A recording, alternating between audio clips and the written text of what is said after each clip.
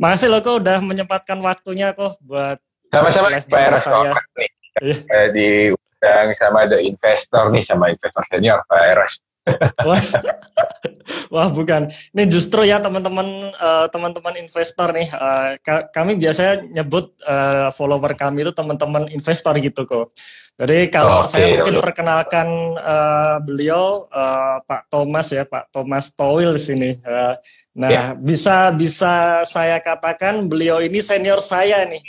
Jadi Waduh. kenapa? Karena saya banyak belajar dari tulisan-tulisan beliau ya. Saya sering mengunjungi websitenya beliau investorsaham.id maupun saya juga follow Instagramnya beliau ya. Jadi banyak pelajaran-pelajaran dari beliau yang menginspirasi saya. Jadi teman-teman pastikan juga teman-teman follow juga Instagramnya beliau dan kunjungi websitenya beliau ya, investorsaham.id.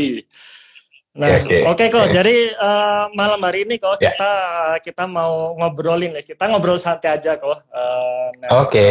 Kita ngobrol santai aja dan memang ini saya sengaja bikin tema untuk temanya menumbuhkan conviction gitu. Karena kan beberapa waktu yang lalu kan Ko Thomas sering nih ngomong tentang conviction. Nah, ini yang istilahnya pengen kita bahas malam hari ini. Cuman sebelum masuk nih kok, mungkin bisa cerita dikit nih kok, kira-kira background Ko Thomas dulu istilahnya bekerja sebagai apa backgroundnya, kemudian kok tiba-tiba nyemplung di saham itu, kira-kira ceritanya gimana itu kok? Oke, ya mungkin saya cerita lah ya, kalau mungkin pengalaman dulu kenalan sama pasar modal tuh kuliah akhir Pak Eros, 2008 lah ya, namanya anak kuliah udah 2008 ya. Kuliah akhir 2008. Nah betul kan, beliau senior saya 2008 buta ini saya saham ini. 2008 masuk dulu sih as a trader lah ya, saya dulu trader akut lah. Bilang saya nggak percaya fundamental segala macam. Nah kalau terus akhirnya baru pas lagi kapan ya, saya agak lupa, 2018 2017 lah, saya agak lupa. Saya kena satu transaksi, saya cut loss-nya besar Pak Eros. Jadi waktu itu transaksi saya lagi bagus Pak Eros. Jadi pas lagi di tahun itu 2017 atau 2018 saya agak lupa. Itu saya win rate trading saya bagus Pak, 85% dari sekitar 300 transaksi. Jadi bagus sekali waktu itu. 45%. Iya, karena kalau kita flashback sedikit 2017-18 itu memang marketnya memang bagus itu kok ya. Jadi apa aja kayaknya gampang dulu. Nah, ketika waktu itu kan saya jadi overconfidence karena bagusnya historical trading ya. Nah ketika itu saya ingat sekali, saya lihat Adaro gitu ya Pak ya, Adaro kayaknya lagi bagus sekali secara chart, saya yakin pullback tinggi, dan pas lagi pullback tinggi kan kayaknya enak nih kalau saya trading 10%, kumpulin dikit-dikit 5%, 10% kan lama Pak. Ini kayaknya enak nih, potensi 20% dari chart, saya yakin. Saya masuk all in, gitu Pak, sekitar lumayan lah. At the end, bukannya naik, malah turun kan. Nah, ketika kita main 10% dana sama 100% dana, itu adalah psikologis yang berbeda. Ngomong cut loss 10%, ketika main dengan 10% modal, itu gampang Pak. Tapi ngomong cut loss 10% di modal all in, itu nggak gampang Pak, serius. Nah akhirnya pas lagi turun 10%, saya nggak berani cut loss Pak. Ada pullback. Nah akhirnya ya market tidak memihak, dan akhirnya saya cut loss. Jadi waktu itu saya transaksi kan belum terlalu besar ya, trading nggak berani gede-gede Pak. Jadi waktu itu saya cut loss sekitar 30 lah. Nah ketika 30-an Pak, itu tuh saya pengen istilahnya balik modalnya cepat. Jadi kalau dulu saya punya konsepnya 2R. Pokoknya kalau risk reward saya nggak 2 kali, saya nggak akan masuk. Dulu bahkan 2,5 kali minimal saya baru mau masuk ke transaksi Pak. Nah, pas lagi skala besar 30 juta itu, cuma 30 juta saya nggak bisa psikologi saya rusak waktu itu. Saya 1,5R akan Pak. Akhirnya ya dari 85% transaksi saya bagus, menang. 10 transaksi berikutnya setelah saya kalah Adaro, saya cut loss semua Pak. Nah, ya jadi profit yang dikumpulkan bisa dikatakan hilang gitu. Hilang Pak. Hilang aja dalam 2 minggu kayaknya. semua. Dari hampir setengah tahun lebih hilang semua hanya dalam 2 minggu. Iya. Nah akhirnya saya itu saya buat jadi tulisan juga. Akhirnya saya menenangkan diri ketika udah tenang, udah bisa menerima bahwa saya kalah. Ya kalah dengan uang yang berapa itu tadi. Akhirnya saya masuk lagi, kumpulin kemenangan-kemenangan kecil, dan akhirnya di tahun itu bisa selamat lah ya, dapat 25% hasil dari trading. Nah, tetapi saya akhirnya menyadari ada satu hal, kehilangan 30 juta Pak, membuat psikologi saya hancur. 30 juta loh Pak, kita nggak ngomong 300 juta, nggak ngomong 3 miliar, 30 juta, psikologi saya hancur. Serendah itu Pak, berarti daya tahan psikologi saya. Nah, akhirnya saya cari, orang main duit gede, itu tuh gimana sebenarnya Pak? Akhirnya ketemulah videonya Pak Lo tuh. Nah itu kan Pak berteman baik nih sama Pak Lo. Saya ingat sekali, dia ada ngomong gini Pak, yang buat saya kesel. Ngapain sih nyari uang kecil, kalau nyari uang gede tuh gampang. Waduh, emosi Pak, pas lagi denger Pak. Emosi ya tuh, ingat banget. Saya lagi di pesawat, dengar downloadannya YouTube ya, pas Pak Lo ngomong gitu. 5% gede, terus saya baru nyari-nyari Pak Lo tuh siapa sih sebenarnya? Gila, duitnya banyak ya. untung dari siapa yang akhirnya jadi itu Java ya, saya lupa lah, saham yang daging itu. Gila, untungnya gede, gede segala macam. Nah terus saya jadi tertarik, apa sih value investing? Dari sejak itulah sebenarnya saya tuh baru mendalami value investing sebenarnya Pak. Dan sekarang berarti kira-kira di tahun 2018-an Pak, 2017 ya berarti. 2017-2018 lah sebenarnya saya tuh baru shifting dari trading dari trader akut ke investing sebenarnya Pak. Nah kalau pengalaman apa yang bisa buat saya cepat lah ya, bukan cepat lah ya, untuk belajar value investing, memang kalau secara background saya ini IT consultant Pak. Tapi IT consultant itu ada gaming, ada yang istilahnya business consultant. Nah saya lebih ke arah business consultant.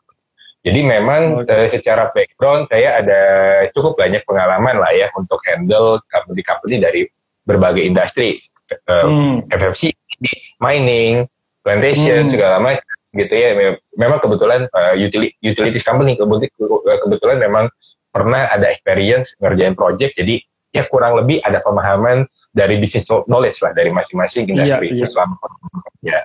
Mungkin itu Pak pengantarnya. Ya berarti di situ ini Pak ya, apa namanya, kenal industri-industri tadi dari pekerjaan Bapak sehari-hari sebenarnya ya.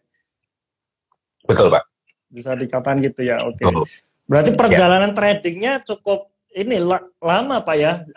Kira-kira hampir 10 tahun ya, 2008 sampai 2017-18. Wah mantap Pak. Mungkin kalau saya bisa flashback, mungkin Pak Lo waktu itu mungkin dia cerita di Indika Energi mungkin Pak, karena beliau beli Indika Energi di harga 100, jual di harga 4.000 tuh waktu itu. 4.000 ya, cepat ya. Cepat, hanya dalam 2 tahun gitu Pak. Itu juga salah satu inspirasi yang luar biasa gitu. Iya betul. Oke Pak, menarik sekali ya kok perjalanan. Jadi memang sebenarnya perjalanan kita dalam berinvestasi ini kadang memang butuh waktu gitu. Kita istilahnya apa ya namanya, feelingnya dapat, alias apa, tune in-nya dapat, itu memang berbeda-beda. Ya kalau cerita sedikit, kalau saya sendiri kok, saya sebenarnya beli saham pertama itu 2011. Ya 2011 saya kerja pertama kali plus buka RDN pertama kali waktu itu. Dan saya juga ingat tuh, saham pertama kali yang saya beli BBRI gitu. BBRI. Langsung turun ya. Beli langsung turun, langsung deg-degan, langsung jual. Itu masih ingat. Kemudian ya perjalanan perjalanan waktu 2013 ini mulai istilahnya sadar investasi gitu. Tapi masih belum dapat tuh feel-nya. Sudah mulai belajar tuh value investing apa gitu. Pak Parahita saya ngelihat juga tulisan-tulisannya Pak Teguh Hidayat dan sebagainya, itu saya lihat semua gitu. Nah baru saya ketemu feel itu 2015. Jadi perjalanan lumayan panjang tuh. 2015 baru ketemu feel ya, waktu itu saya kerja kan di bank nih kok. Di bank ya. Di bank, dan kebetulan saya di divisi treasury-nya di situ. Jadi kan kita ngelola likuiditas bank tuh secara umum ya, salah satu bank terbesar di Indonesia. Nah, 2015 itu jatuh tuh semua saham-saham kan jatuh tuh. ISG jatuh, termasuk saham di perusahaan tempat saya kerja ini juga jatuh 40% gitu.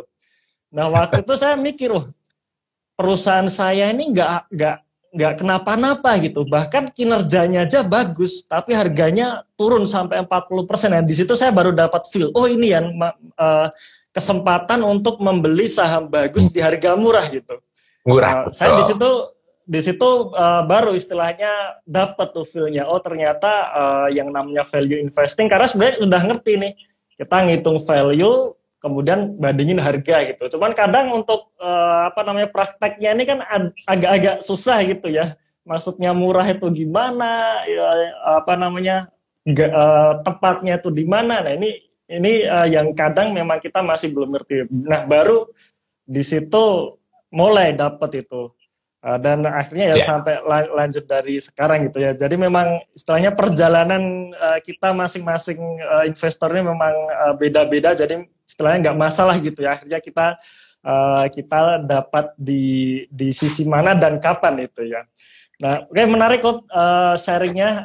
Nah, mungkin langsung aja nih kok. Kita langsung saya tanya aja tentang conviction ini kok. Jadi kan mungkin bagi teman-teman mungkin istilahnya apa sih conviction ini gitu. Sebenarnya conviction kan gampangnya adalah keyakinan ya kok ya. Mungkin keyakinan. Betul. Kenapa saya akhirnya pilih saham ini gitu. Nah, karena ini pertanyaan yang dari dulu sampai sekarang ini tetap ada, yaitu ini. Mas Ros, kira-kira saham yang bagus untuk investing apa ini gitu? Atau kira-kira saham yang bisa saya hold 5 tahun ke depan apa? Saya ditanya seperti itu, saya sebenarnya kaget nih. Yakin nih kalau saya bilang saham X, lo mau nge-hold 5 tahun yakin gitu ya. Akhirnya kan nggak yakin juga gitu kan. Nah ini istilahnya hal-hal yang masih mungkin masih untuk pemula ini belum tahu gitu. Caranya gimana sih untuk kita punya conviction ini gitu. Nah kira-kira gimana nih Ko Thomas? Oke. Saya mungkin pinjam ini ya, pinjam penjelasan dari Pak Parahita nih, IG-nya Investasi Jalanan. Saya ingat salah satu tulisannya beliau, ketika kita misalkan milih transaksi, ada sumbu X sama ada sumbu Y. Ya, sumbu X sama sumbu Y, ya Pak ya. Sumbu X adalah dengan kita akan perusahaan itu, sumbu Y ini adalah potensi profit, Pak. Nah, jadi lihat saham itu ada dibagi menjadi empat kuadran lah.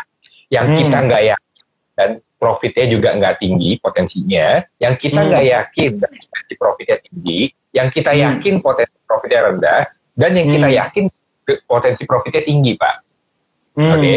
Nah, terkadang orang tuh yang jadi salah ketika milih transaksi, mereka tuh milihnya adalah yang nggak yakin potensi rendah diambil, yang yakin potensi rendah diambil, yang nggak yakin potensi tinggi diambil, total portonya jadi membludak 60-70 saham, padahal uangnya mungkin 100-300 juta, tapi punya sahamnya 70 saham gitu kan. Jadi returnnya nggak akan tahu. Nah, kita sebagai investor sebenarnya kan nggak harus memencet tombol buy dan memencet tombol sell setiap hari, Pak, sebenarnya. Pilih hanya saham-saham yang kita yakin, di skuadron yang kita yakin potensinya tinggi, Pak. Pilih yang itu aja. Itu kenapa kalau saya misalkan ditanya, kok beli saham apa sih? Saham saya dari dulu sampai sekarang saya belinya itu aja. Gitu. Saya naik 3 kali lipat aja saya masih beli sampai hari ini gitu kan. Nah, sekarang pertanyaannya yang orang akan selalu bertanya, Pak, kenapa lu bisa yakin? Kenapa bisa yakin dan kenapa yakin potensi profitnya tinggi? Itu kan yang jadi pertanyaan. Iya. Oke? Iya. Nah, saya sih bagi saham itu ngikutin Peter Lynch, tapi mungkin sedikit modifikasi, Pak. Nyari saham, kita harus paham dulu, Pak. Saham itu story-nya apa? Kalau kita misalkan, mau invest sahamnya call, tapi gue berharap call itu pertumbuhannya bagus selama 10 tahun ke depan. Ya gila gitu kan. Kalau call hancur ya mau Yohana Surya sama Einstein yang ngelola juga nggak akan growth gitu aja, gitu kan. Itu kan saham siklus gitu. Nah, jadi kita harus paham, kita tuh mau belinya sahamnya story-nya apa. Kalau misalkan sahamnya growth gitu ya, yang fast growth, ya coba aja dicek, itu memang salesnya tumbuh nggak, labanya tumbuh segala macam. Contoh deh ya, emiten yang mungkin orang-orang nggak tahu lah emiten apa yang saya suka. Kita aja. Emiten itu, saya nggak mau nyebut kode emiten lah ya, nanti disangka pom-pom harga pucuk, harga tiang, segala macam, saya malas lah dapat tanggapan kayak gitu. Tapi misalkan gini, emiten itu tahun 2020 Pak, itu kebanyakan customer-nya dia adalah Horeca, hotel, restoran, kafe, sama salon Pak. Ya. Bayangkan, 2020 tuh bisnis hancur banget Pak. Bapak kalau pelaku industri pasti tahu lah, itu hancur banget. Iya. Nah, perusahaan itu, tapi bisa labanya meningkat, Pak. Salesnya turun, labanya meningkat. Efisiensinya kan bagus. Berarti kan. Terus orang komen nih, Pak. Percuma perusahaan growth-nya bagus kalau cuma karena efisiensi. Nggak bisa naikin penjualan. 2021, buktiin dia penjualannya naik. Dengan catatan loh ya, 2021, Horeca sama salon belum baik-baik aja. Artinya penjualan dia itu ditopang dari sektor lain, which is sektor retail, Pak. And customer. Kalau kita ikutin ke istilahnya marketplace-nya dia, gitu ya, maka Bapak akan mengetahui kenapa penjualan dia naik sebenarnya. Nah, kan ketika nanti endemi ini terjadi, gitu ya, COVID ini berakhir, habis itu penjualan di Horeca, hotel, restoran, kafe, ataupun di salon bagus, salesnya bagus, labanya bagus, ya. Kenapa gitu? Kenapa? Ya gue yakin dengan seperti itu. Terus yang kedua, misalkan saham yang istilahnya saham yang siklus lah. Orang-orang tahu lah, saya ada ambil saham tambang dari tahun berapa, ketika waktu itu harga call 50 US dollar, Pak. Bayangkan, cost-nya waktu itu sekitar 40 sampai 45 US dollar, Pak. Ketika harga call 50 sampai 55, dia masih bisa kasih dividen saya di atas deposito, Pak. Gitu. Iya. Dan harga call nggak mungkin serendah itu. Kalau harga call serendah itu, logikanya semua perusahaan call cuma tunggu giliran bangkrut, Pak. Kalau perusahaan call punya bangkrut, artinya yang bertahan kan enak gitu kan? Karena produk supply-nya jadi berkurang. Nah, kebetulan akhirnya saya masuk di periode siklus yang jelek, tetapi di perusahaan yang bagus. Dan tetap bisa nikmati dividen. Sekarang dari dividen aja udah balik modal gitu kan. Udah balik modal dengan peningkatan laba. Nah, kurang lebih itu saham siklus, Pak. Kenapa kita bisa yakin saya invest di saham siklus? Karena di kondisi jelek aja masih bisa laba dan ngasih dividen yang bagus. Yang ketiga, Pak, aset play. Mungkin aset play waktu itu gudang lah ya. Saya punya perusahaan pergudangan. Bayangin aja, saya beli waktu itu 1,2 T market cap, Pak. Dari market cap 1,2 T, harga asetnya 6 triliun, Pak. Utangnya cuma 1 triliun. Berarti 5 triliun saya dapat, Pak. Iya. Dari 5 triliun saya dapat, perusahaan itu untung 200 miliar, Pak. Setiap tahun, per 6 gratisan 5 triliun. Ya kan gila, Pak. Iya. Ya, nah itu contoh-contoh kenapa bisa yakin. Maksudnya kita harus bisa lakukan analisa yang menyeluruh sampai seperti itu. Nah, yang paling mungkin orang banyak yang bilang Thomas berubah di tahun ini gitu ya, karena ada beberapa orang tahu saya ada masuk ke satu saham di tahun ini yang tipenya special condition, Pak. Jadi perusahaan ini kondisinya nggak bagus lah, bisa dibilang bukan perusahaan yang bagus. Saya masuk dan jumlah masuknya cukup besar, Pak. Hampir di atas 20% lah dari modal saya di perusahaan yang nggak bagus, Pak. Terus. Nah, tetapi saya berani masuk, Pak. Ya, jadi kalau misalkan teman-teman baca ada satu tulisan highlight IG story saya yang cukup aneh gitu ya. Itu sebenarnya kode untuk sebenarnya buat kisi-kisi lah untuk perusahaan itu. Perusahaan itu sebenarnya kalau teman-teman rajin pas lagi baca keterbukaan informasi ya, bayangkan aja perusahaan itu beli bisnis unit lah. Saya nggak mau nyebut bisnis unitnya apa ya. Beli bisnis unit, belinya 9, Pak. Beli 9 bisnis unit. Ya, tapi dia cukup 2, Pak. 7-nya gratis. Beli gorengan aja 5 gratis 1, Pak. Ini beli bisnis unit 2 gratis 7, Pak. Gratis 7. 2 gratis 7. Gila nggak? Lebih gilanya lagi, Pak. Ya, lebih gilanya lagi. 2 ini harganya 2,9 T, Pak, nilai bukunya. Dia beli berapa? 2 T, Pak. Artinya untuk berapa? 900 miliar. Iya. Beli langsung untung sebenarnya itu ya. Market cap ketika saya beli, tahu berapa, Pak? 700 miliar, Pak. Saya beli perusahaan 700 miliar, dapat gratisan 900 miliar dari 2 perusahaan yang dibayarkan, gratisnya 7, Pak. Dari rugi 80 miliar, jadi untung 400 miliar, Pak. Karena pembelian bisnis unit baru ini, Pak. Kan gila gitu. Nah, conviction adalah sesuatu yang kita bisa dapatkan, ya, kalau kita melakukan analisa yang menyeluruh, Pak. Intinya kalau pilih investasi itu simple. 3 yang kita harus checklist.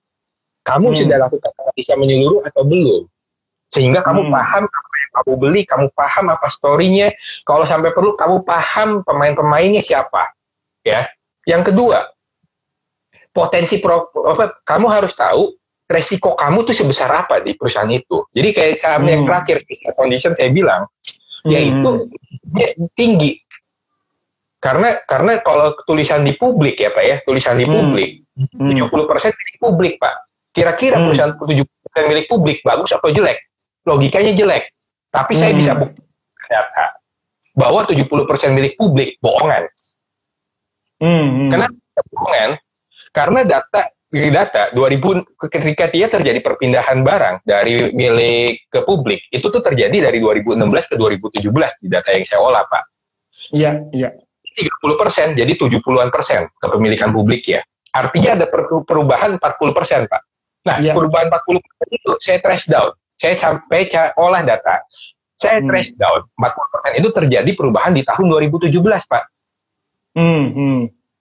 Semuanya hebatnya terjadi di transaksi nego, bukan di transaksi reguler. Mungkin nggak sih orang retail belinya di nego, Pak, 40% loh. Iya. Hah? Lalu saya dapatkan average. Nggak mungkin dong logika. Average saya cari, Pak. Saya cari tuh average di negonya berapa. Sampai segitunya saya analisa, Pak.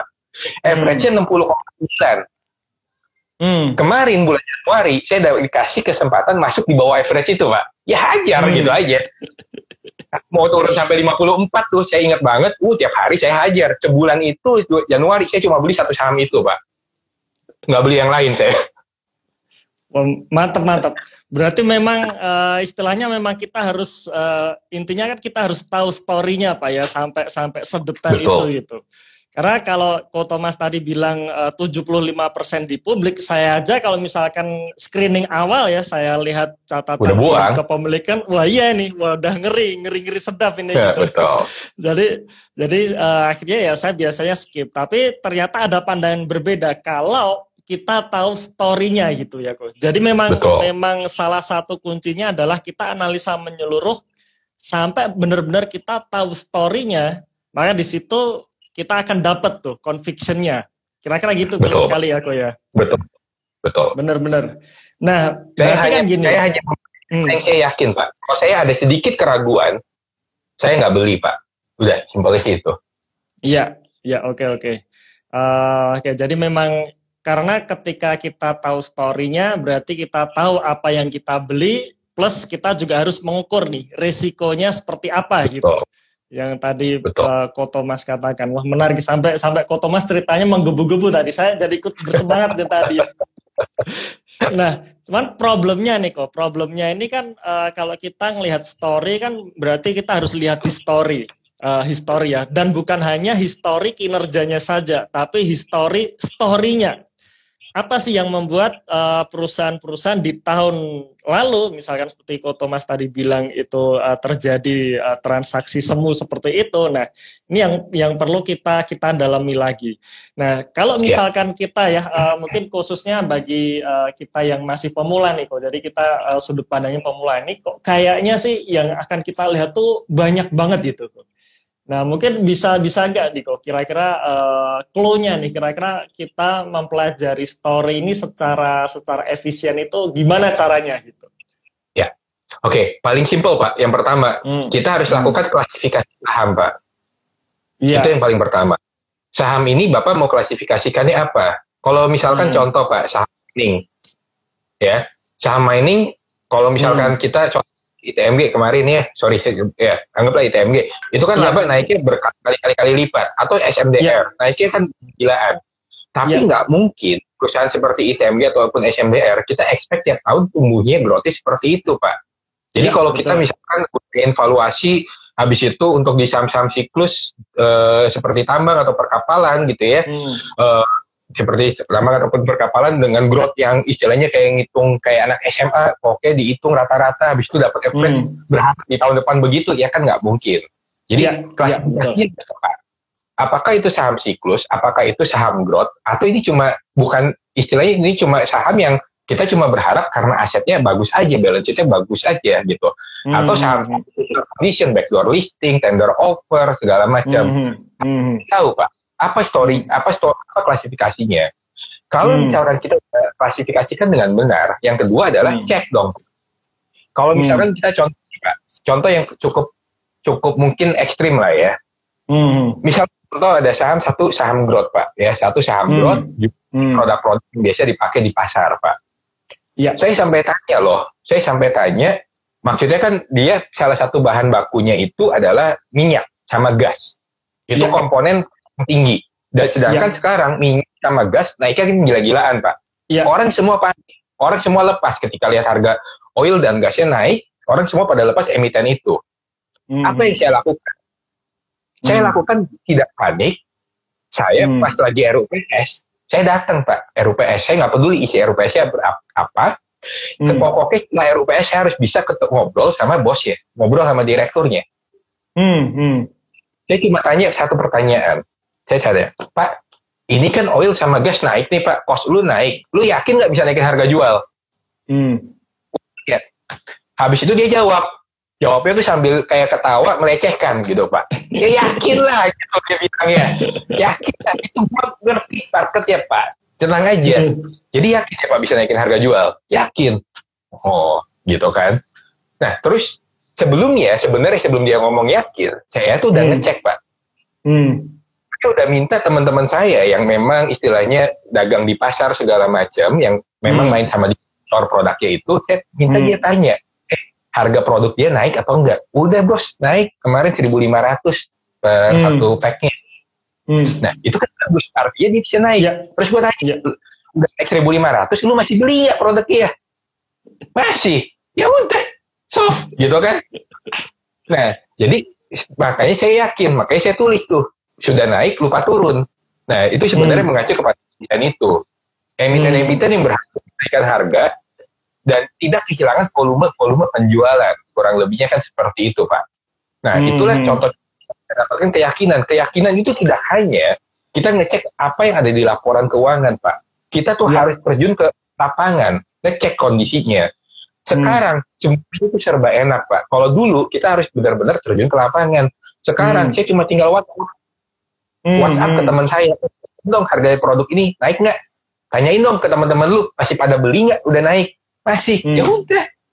Kayak misalkan sekarang, saya udah tahu duluan nih Pak, teman-teman, susu bulan depan naik 20%. Yaitu semuanya dari WhatsApp, Pak. Semua informasi dari WhatsApp. Jangan cuma WhatsApp nanya stok picknya apa. Jangan, tanyalah kondisi market itu seperti apa, pahamin bisnisnya emiten kamu. Nah, kurang lebihnya sih seperti itu.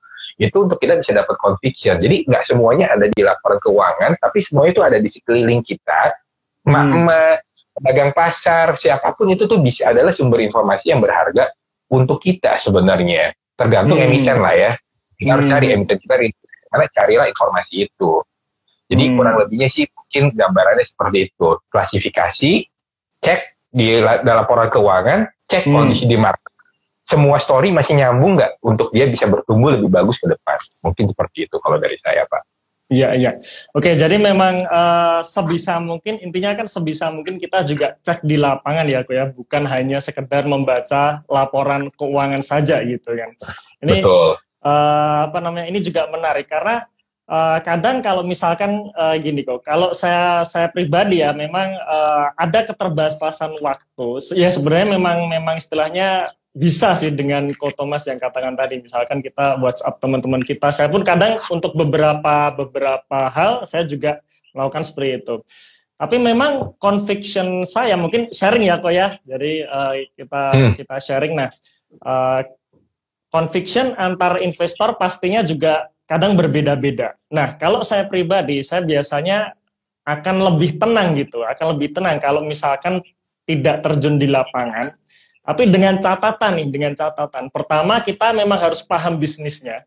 Ya, artinya kita tahu bisnisnya apa, kemudian apakah kita tahu tadi seperti Ko Thomas, termasuk bisnis siklus ya, atau bisnis yang dia sustain growth kinerjanya, atau malah justru turun gitu. Turun dalam artian turun karena pandemi, tapi kita punya istilahnya bayangan nih, proyeksi bahwa nanti ketika pandemi selesai, perusahaan dia bisa bangkit lagi, dan di situ biasanya juga ketika dia bisa bangkit, harga sahamnya kan naik gitu. Nah, itu beberapa hal yang bisa kita lakukan, terutama saya sendiri. Nah, saya sendiri juga salah satu patokan yang misalnya kita tidak tahu story sampai ke dalam itu, yang penting adalah tadi selain ngerti perusahaannya, ngerti bisnisnya, kita pastikan bahwa kinerjanya ini bagus sebenarnya gitu.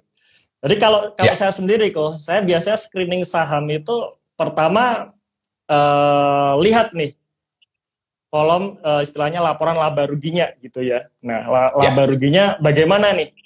Oke enggak gitu. Nah, memang kalau misalkan oke kan baru kita cek neraca dan sebagainya, hutang dan sebagainya gitu. Nah, kalau sudah memang terkonfirmasi oke, nah, dan kita ngerti bisnisnya, kita tahu prospeknya, paling nggak prospek beberapa tahun ini, 1-2 tahun ini, nah baru di situ saya melakukan valuasi gitu kan. Jadi valuasi ini terakhir. Betul.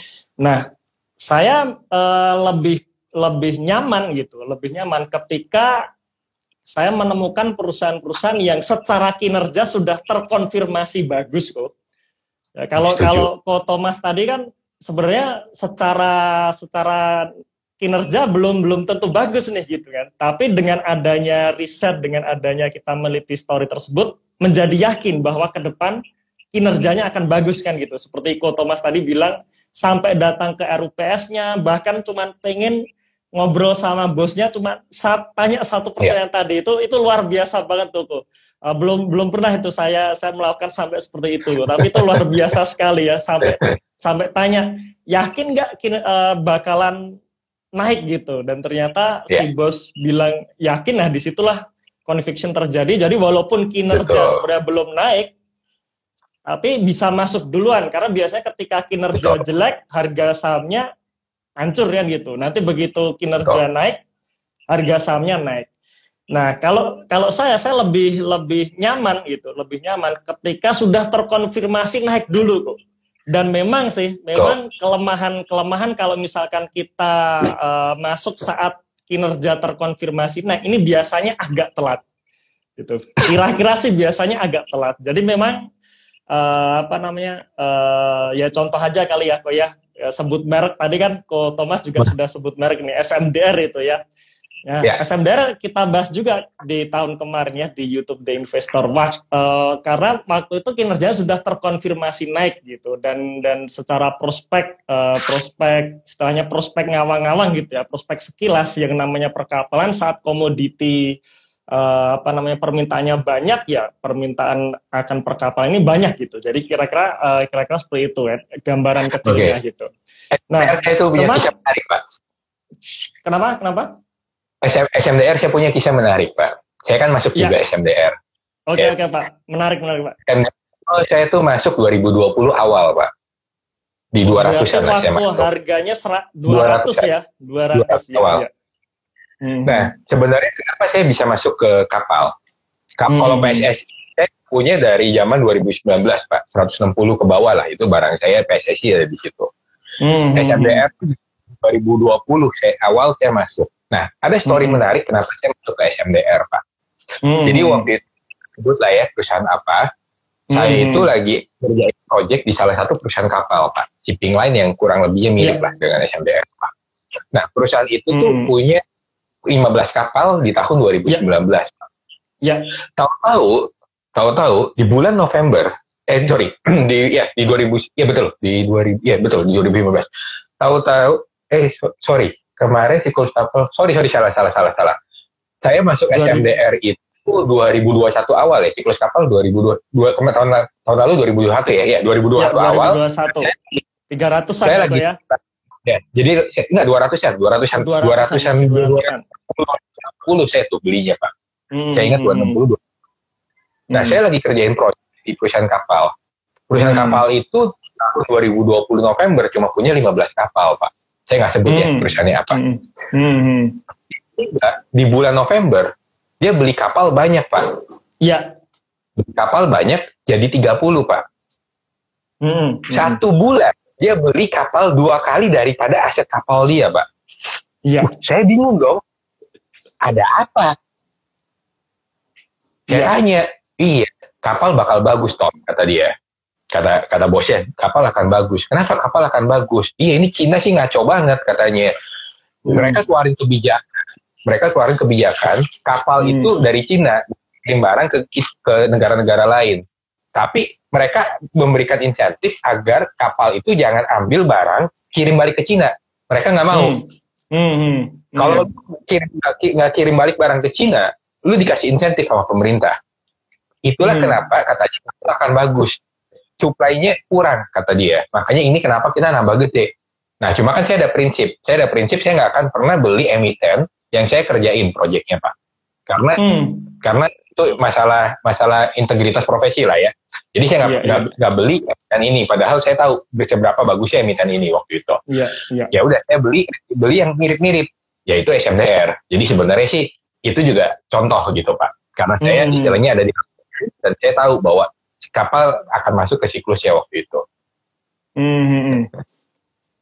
Oke. Gitu. Ya, memang menarik, Pak. Nah, berarti kan Ko Thomas memang karena terjun di lapangan bisa tahu nih ke depan bakalan gede gitu kan. Nah, sedangkan kalau misalkan kita hanya masuk di lewat laporan keuangan, apalagi kalau misalkan laporan keuangan itu sudah terkonfirmasi naik, biasanya harga sahamnya kan sudah naik duluan gitu. Nah, di situ kadang-kadang saya telat. Saya pun masuk akhirnya kok, cuman dapatnya ya di 600-an gitu. Ya memang sudah satu bagger dari di sekarang gitu. Cuman kalau misalkan saya dapat di harga 300 kan sudah 4 bagger nih kok gitu.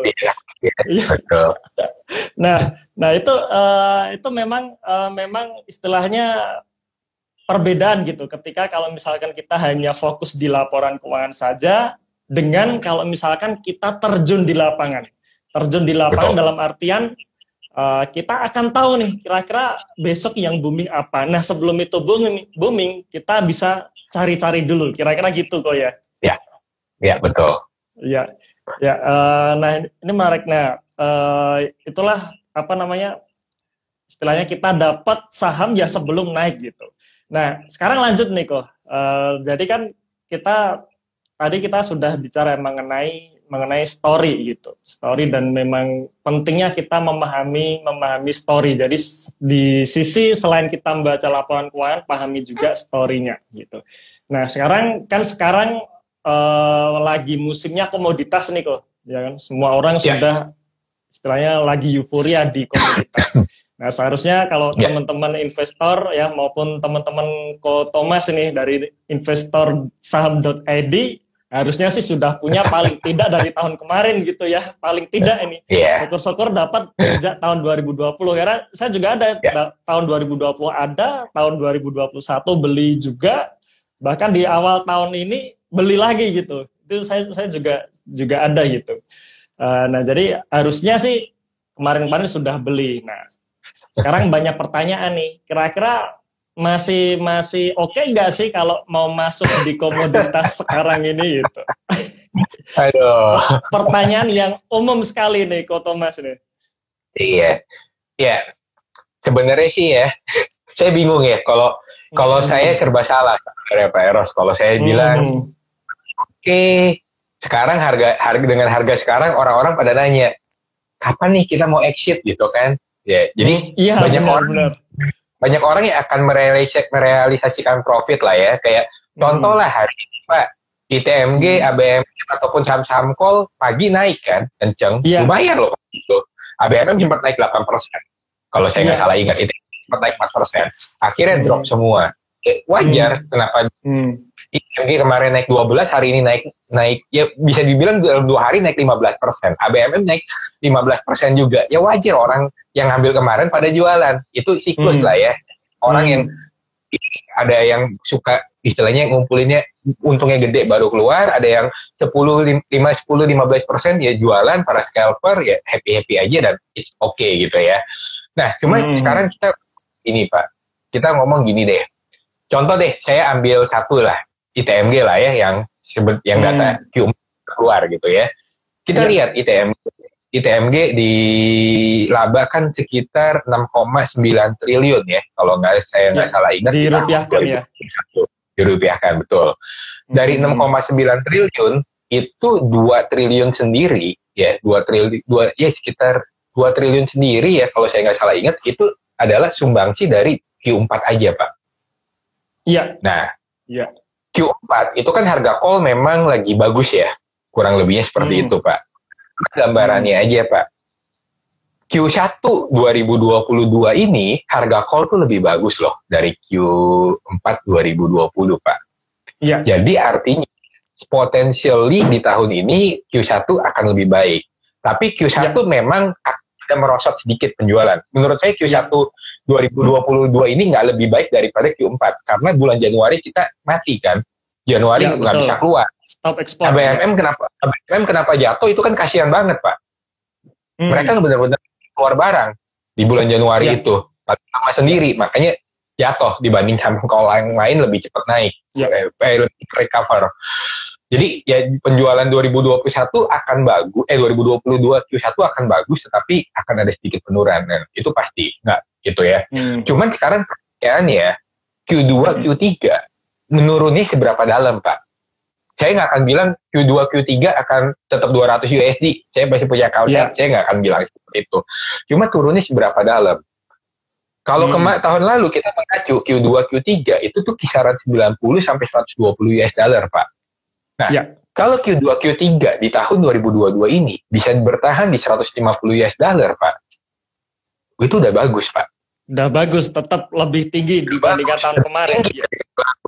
Dan kalau Q4 lebih bagus, Q4 saya pasti akan naik lah ya, Q4 winter gitu kan. Q4 akan naik. Dan kalau Q4-nya bisa tetap bertahan sebanding dengan data tahun lalu, ya itu akan bagus gitu Pak. Jadi menurut saya, kalau kita ngomong secara kinerja laba, ya menurut saya emiten call masih sangat menarik lah ya. Masih akan menarik. Dan kita kan perlu ingat, call itu tuh sebenarnya sentimen yang paling powerful adalah dividen. Iya. Jadi nanti di sekitar bulan April segala macam ITMG mungkin akan umumin dividen atau emiten call lain akan umumin dividen dan dividennya gede. Ya biasalah market suka, market apresiasi gitu ya. Habis itu dan biasanya turun gitu ya habis dividen. Habis itu ada yang taking profit segala macam turun. Habis itu keluar LK lagi, kinerjanya bagus, ya mungkin ada potensial naik, ya udahlah makan dividen aja sambil nikmatin capital gain-nya, ntar mungkin akan ada terapresiasi. Kayak kemarin aja orang-orang pada ngomong kan, cuma harga saham call nggak naik-naik, walaupun call-nya naik, atau sekali naik, boom gitu kan, selalu begitu. Kinerja nggak pernah bohong menurut saya Pak. Iya, betul, setuju Pak. Kinerja nggak pernah bohong. Sama aja lah, nanti CPO juga, orang pada bilang nggak ada apresiasi. Sekarang CPO udah berapa? 6.000 ringgit ya? Kalau saya nggak salah. 6.000 ringgit, ya. 6.000 ringgit. Mungkin all time high ya, kayaknya ya. All time high, ya. Akan otomatis ya kinerjanya terapresiasi. Kalau kinerja terapresiasi, ya kayak kemarin lagi gitu. Cuman, kalau saya pribadi emang lebih suka call daripada CPO. Jadi, call nggak terlalu suka. Kalau call saya suka, tapi semuanya akan kembali kepada kinerja. Dan kalau emiten CPO kinerjanya bagus ya naik aja gitu aja. Cuma tinggal masalah preferensi. Itu sih kalau dari saya. Iya, jadi kebanyakan orang kan mikirnya harga saham mining itu akan selaras dengan harga produksinya gitu, bukan harga komoditasnya gitu. Jadi kalau misalkan harga coal naik, harga saham coal seharusnya naik gitu. Nah, padahal itu kan konsep yang istilahnya salah kok ya. Jadi istilahnya ketika harga komoditasnya naik ini akan tercermin nanti di kinerjanya kan gitu. Nah, baru setelah kinerjanya naik, nah baru nanti biasanya harga sahamnya itu akan mengikuti dalam jangka panjang. Jadi tidak serta-merta harga CPO naik harusnya saham-saham CPO juga naik dong, tapi kenapa ini nggak naik-naik? Wah, ini pasti kalau bandar nggak naikin ya nggak akan naik kan gitu. Akhirnya kan ceritanya seperti itu. Itu menarik. Jadi sebenarnya potensi masih ada, tapi kalau istilahnya mau entry untuk kita yang jangka panjang kayaknya nanggung gitu ya. Kira-kira kan nggak tahu juga, Pak. Itu ya. Nggak tahu juga. Saya sendiri juga kalau ditanya seperti itu juga bingung juga ini. Kalau sekarang sih kita ngelihat sih cukup confidence ya Pak ya. Maksudnya sekarang lihat gampangnya gini aja Pak. Gampangnya sih gini aja. Lihat aja duitnya kemana Pak. Lihat aja duitnya kemana. Kita bilang ESG duitnya nggak akan ke call. Nah terus sekarang duit yang masuk ke siapa gitu kan? Iya. Nah, ya kan. Ada artikel yang lucu kan. Yang BlackRock ada beli untuk invest triliunan. Dan dana besar ke emiten call. Terus yang lucu tuh adalah retail kebanyakan menjual saham-saham apa ya, oil and gas lah, call, saham energi dan membeli saham ESG. Institusi ada membeli saham energi. Kebalikan Pak, justru yang sekarang jadi investor itu retail bukan institusi gitu. Ya institusi juga nggak bodoh lah Pak, dia akan melihat duitnya kemana. Mereka olah duit orang kok. Orang duitnya ada di masa nggak masuk ke energi, yang bener aja. Gitu aja sih. Kalau kinerja nggak bohong buat saya. Betul. Berarti sebenarnya Ko Thomas ini juga ini ya sampai mempelajari apa namanya price action juga mungkin ya, karena kok bisa tahu kira-kira duit ini masuk kemana dan sebagainya ini. Saya 10 tahun trading Pak. Sampai detik ini Pak. Sebenarnya masih ada satu kebiasaan saya yang masih belum bisa hilang Pak. Saya ini tape reader Pak. Tape reader tuh orang yang baca bid offer lah. Baca bid offer, baca trade history segala macam, ketahuin lah. Jadi di market tuh lagi apa. Nah saya tuh masih terbawa Pak. Jadi setiap hari kayak misalkan saya kadang tuh iseng gitu kan ngelihat broker summary segala macam. Oh oke, gue tahu ini masih maintain volume gitu kan, maintain volume untuk akumulasi, maintain volume untuk konsolidasi segala macam, pemainnya siapa segala macam. Itu masih kebiasaan yang saya nggak bisa hilang ya. 10 tahun lah. Iya. 10 tahun saya hari begitu Pak. Mantap. Berarti ibaratnya semua jenis aliran udah Ko Thomas rasakan ya, bisa dibilang gitu kok ya. Ya. Oke kok. Menarik kok. Cuman jangan beranggapan saya bandarmologi yang pakai tools kayak gitulah Pak. Ya, bandarmologi itu banyak orang yang bilang, oh pakai bandarmologi tinggal lihat aja cat-catan bandarmologi, cat-catan foreign flow. Lu kira bandarmologi bandar anak TK bisa dicek begituan? Bandar itu cuma bisa dicek kalau mereka mau dicek. Kalau mereka nggak mau dicek ya nggak akan bisa kedetek, gitu aja. Simple. Jangan bayangin bandar bisa dicek kayak anak TK. Gue pakai tools gratisan bisa ngecekin bandar. Ya jadi makanan bandar itu, gitu aja. Iya. Oke, menarik kok. Nah, oke kok. Itu tadi kita seling-seling kita bicara mengenai komoditas itu ya kok ya. Nah, sekarang kan tahun ini kok kita coba bicara isu yang juga sedang gede gini ya di tahun ini, yaitu inflasi nih kok. Oh, inflasi, oke. Ya, inflasi ini. Nah, pasti juga teman-teman penonton juga pasti juga sudah tahu ya bahwa tahun 2022 ini bisa dikatakan tahun inflasi. Ya, di mana gara-gara harga komoditas naik, ya semua akhirnya menjadi naik semua karena memang harga-harga komoditas ini kan sumber energi. Nah, kalau sumber energi ibaratnya bahan baku yang paling awal ini sudah naik, nah otomatis akan mengerek kenaikan di produk-produk turunannya, produk-produk selanjutnya gitu ya. Nah, jadi kalau kita bicara mengenai inflasi ini, kira-kira tipsnya gimana nih kok supaya kita bisa melihat nih opportunity ya, melihat peluang saham-saham yang ini memang lagi kena sentimen negatif nih gitu karena masalah inflasi ini. Nah, tapi nanti kalau misalkan ini sudah reda, wah bakalan booming nih gitu. Nah, kira-kira tipsnya gimana nih, Ko Thomas? Oke. Yang pertama Pak, inflasi itu real. Inflasi itu beneran. Dari akhir tahun saya udah bilang tahun 2022 kita akan ngomongin topiknya sepanjang tahun adalah inflasi. Itu real, Pak. Contoh deh, tadi ada bilang kan, susu katanya produk-produk dairy lah. Produk-produk dairy, saya nggak ngomong susu lah. Produk dairy, bulan depan akan ada kenaikan mungkin sekitar 20% untuk semua produk dairy. Mungkin juga orang-orang yang kayak teman-teman yang dagang gula gitu ya, pedagang besar gula juga pada bilang gula itu bakal langka bulan Maret depan. Ya mirip-mirip sama kejadian minyak lah. Jadi kita tuh masih akan banyak mengalami masalah-masalah terkait dengan bahan baku segala macam dan lain-lain lah ya. Itu real. Itu kenaikan bahan baku segala macam akan terjadi, kenaikan ongkos produksi itu pasti akan terjadi. Itu nggak bisa dihindari. Nah, sekarang kalau itu apakah itu berbahaya? Yes, berbahaya. Untuk perusahaan yang nggak bisa naikin harga jual. Kalau perusahaan yang nggak bisa naikin harga jual, ya mati lah, Pak. Kalau ongkosnya produksi ini naik, mereka mau naikin harga jual nggak bisa, mereka harus dipaksa jual murah, ya itu akan menjadi masalah.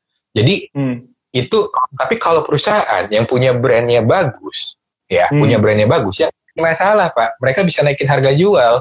Atau mereka bisa turunin kayak Bapak beli ini deh, biskuit. Kalau Bapak sadar nih ya, Bapak beli Oreo, Pak. Bapak 2 tahun lalu beli Oreo yang sama, ya. Ukuran, kalau Bapak perhatikan, ukuran biskuit itu jadi lebih kecil di tahun ini. Jumlah biskuit berkurang 1, Pak, untuk per 1 bungkus. Udah separah itu kita tuh kondisinya untuk consumer good, Pak. Jadi mereka udah cari cara gimana gue nggak naikin harga tapi tetap penjualan bisa. Akan ada satu titik nggak bisa, mereka harus naikin harga jual.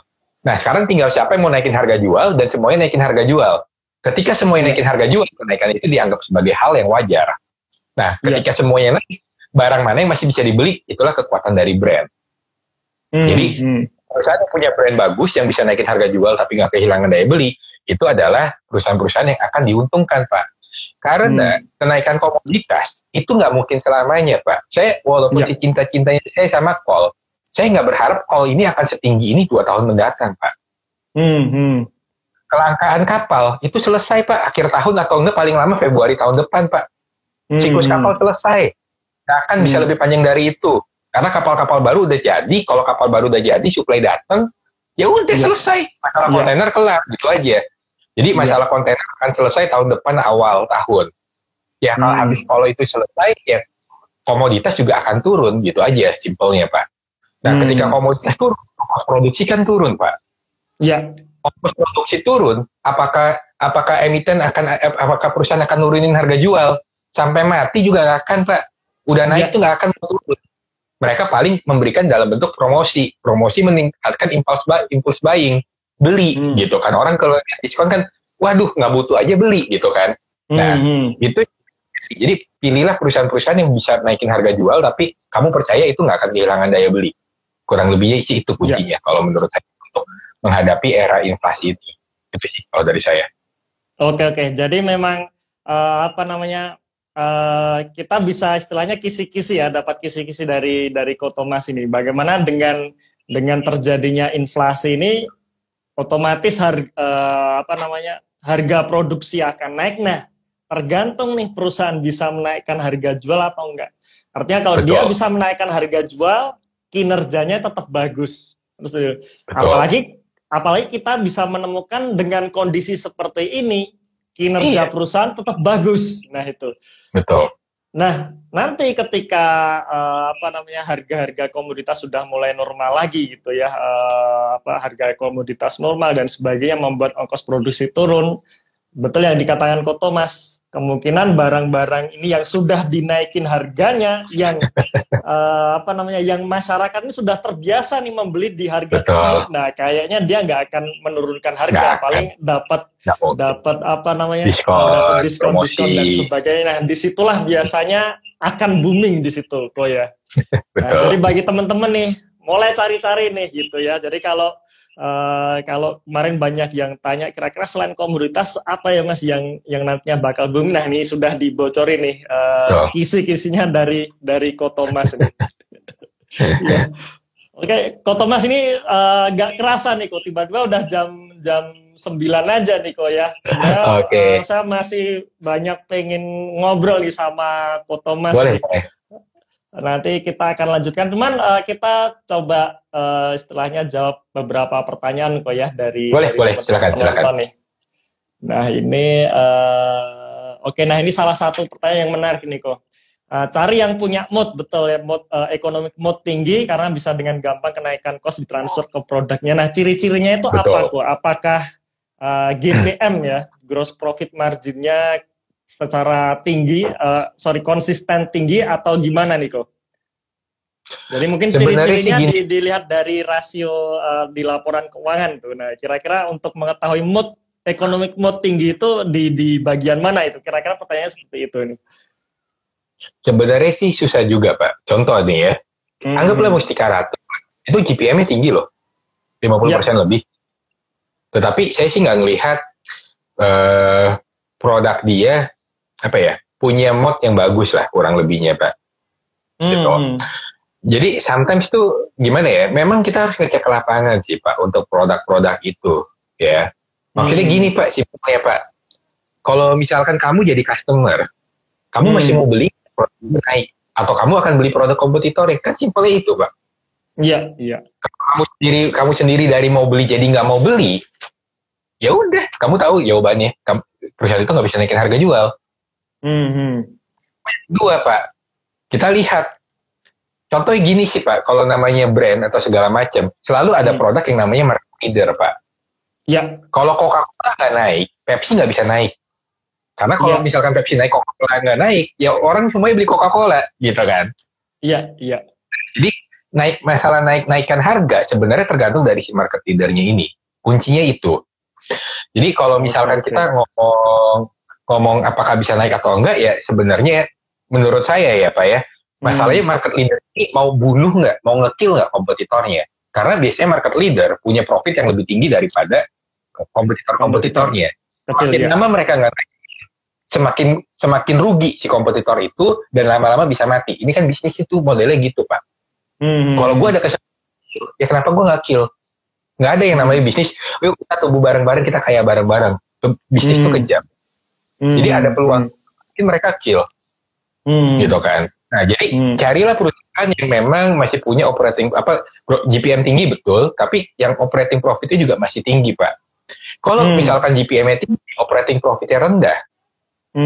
Ya mereka tahan seberapa lama Pak kalau misalnya market leader-nya nggak mau naikin harga, kan nggak bisa, kita ketergantungan. Kalau market leader-nya habis itu mau 2 tahun nggak naikin harga, mereka bisa tetap untung.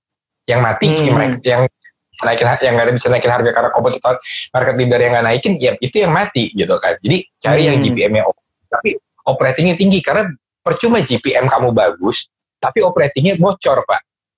Iya. Gitu. Ya, karena memang operating profit ini kan salah satunya ada biaya promosi mungkin di situ ya kok ya. Betul. Itu kan di luar dari biaya pokok ya, HPP gitu kan. Nah ini yang bisa membuat perusahaan itu akan survive atau tidak gitu kok ya. Betul. Oke, menarik. Berarti mood yang tinggi salah satu cirinya selain GPM tinggi, memang GPM ya memang mau nggak mau ya harus tinggi gitu kan Go ya. Jadi nggak bisa GPM-nya rendah gitu kan. Yang kedua, tergantung bisnis yang GPM-nya nggak bisa tinggi gitu. Ya betul. Memang tergantung bisnisnya. Kalau kita bicara hal-hal yang sifatnya contohnya seperti otomotif itu dan sebagainya, ini kayaknya GPM-nya nggak bisa tinggi gitu ya. Tapi kalau kita bicara mengenai consumer good ya, atau sebenarnya bukan consumer good tapi barang-barang yang kita konsumsi gitu ya. Sebenarnya barang-barang yang kita konsumsi ini bukan hanya makan aja tapi semuanya gitu. Misalkan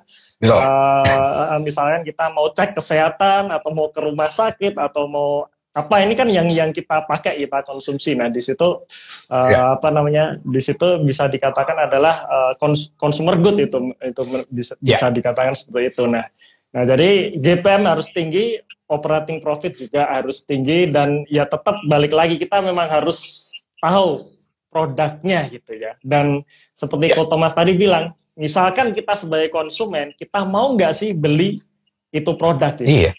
Kalau misalkan nggak mau, kita pilih saingannya ya, yang lebih oke, yang lebih murah katakanlah. Nah, berarti memang economic mode-nya ya ternyata tidak kuat kan gitu kok ya, seperti yang Thomas tadi cerita produk yang istilahnya GPM-nya ini tinggi tapi sebenarnya produknya nggak kuat. Oke, Ko. Menarik sekali kok obrolan kita malam hari ini kok. Jadi karena ini udah nggak kerasa jam 9 nih kok. Jadi kita bisa close dulu, kita akhiri dulu, dan pastinya berharap nih kok saya bisa ngundang Ko Thomas lagi nih buat sharing-sharing sekalian. Saya juga pengen belajar banyak nih dari Ko Thomas ini.